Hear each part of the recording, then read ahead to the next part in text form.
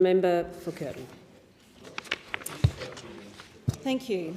I rise to speak in response to the 15th anniversary of the Apology to the Stolen Generation and the introduction of the latest Closing the Gap implementation plan. I'm not going to reiterate the statistics about Aboriginal disadvantage, which remain shocking.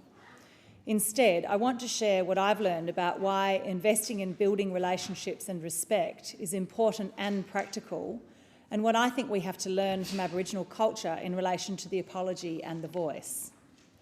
Just after the apology, I was Manager of Aboriginal Affairs at Wesfarmers. It was a steep learning curve about Aboriginal history and culture, guided by some wonderfully wise Noongar leaders.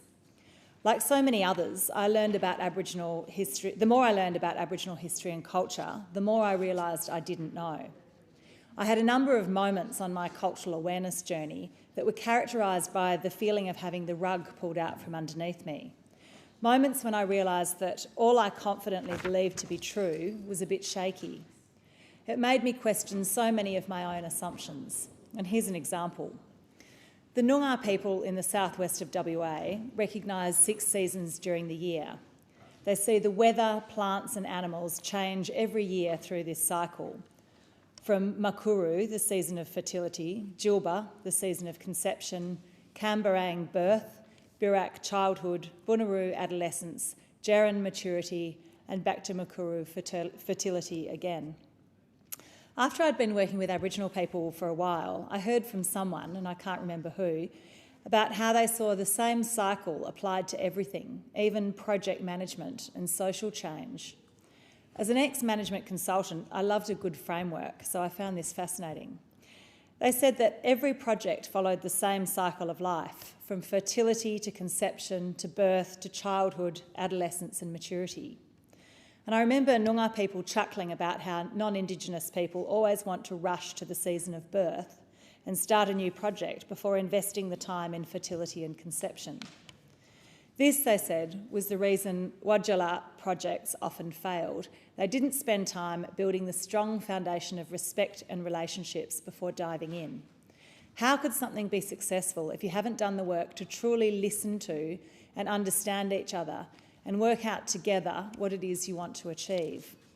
It's as ridiculous as married at first sight, but even worse, starting with the birth of a child together. For me, this was so insightful.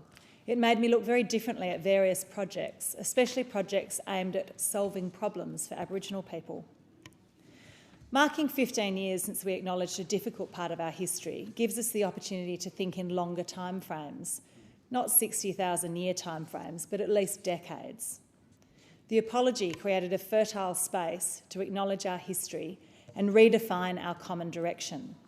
And now the Uluru Statement is a generous invitation to invest the time in listening and understanding. It's an acknowledgement that we're in the season of Makuru, the season of fertility. We have the ideas, but we're not yet ready to implement them. There is, of course, pressure to address the very urgent issues we see around the country, whether in Alice Springs or Banksia Hill Detention Centre. This is urgent and we must try. But we're doing it again. We're jumping to the season of birth because it's urgent. We can and we must do 2 things at once. The reality is that we don't know how to fix the shocking issues in many of our communities. We've tried many things and they largely have not worked. Governments are not good at relinquishing control, and even if the idea of partnership and shared control is appealing, in reality our systems resist it. It's hard for politicians to admit they don't have the answers.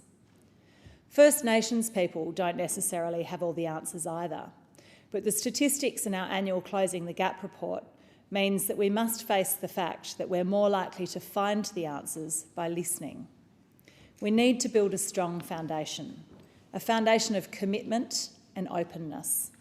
We won't get the voice model exactly right the first time. It might take years to iterate and refine it. Freezing the model in 2023 would be a mistake. We need to retain the flexibility to continue to improve it through our Parliament.